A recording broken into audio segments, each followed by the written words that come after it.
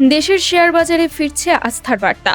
টানা কয়েকদিনের ঊর্ধ্বমুখী প্রবণতায় ঢাকা স্টক এক্সচেঞ্জ ডিএসই পৌঁছে গেছে 2 বছরেরও বেশি সময়ের সর্বোচ্চ অবস্থানে। মঙ্গলবারের লেনদেন শেষে ডিএসইর প্রধান মূল্য সূচক ডিএসইএক্স 45 পয়েন্ট বেড়ে দাঁড়িয়েছে 5,911 পয়েন্টে, যা 2024 সালের 21 মার্চের পর সর্বোচ্চ।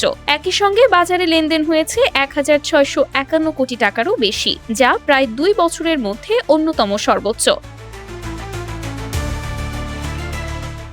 আজ ডিএসইতে লেনদেন হওয়া 393টি সিকিউরিটিজের মধ্যে 199টির দাম বেড়েছে, কমেছে 137টির এবং অপরিবর্তিত ছিল 57টির দাম। এছাড়া ডিএসই শরিয়াহ সূচক বেড়েছে 10 পয়েন্ট, আর ডিএস30 সূচক বেড়েছে 24 পয়েন্ট।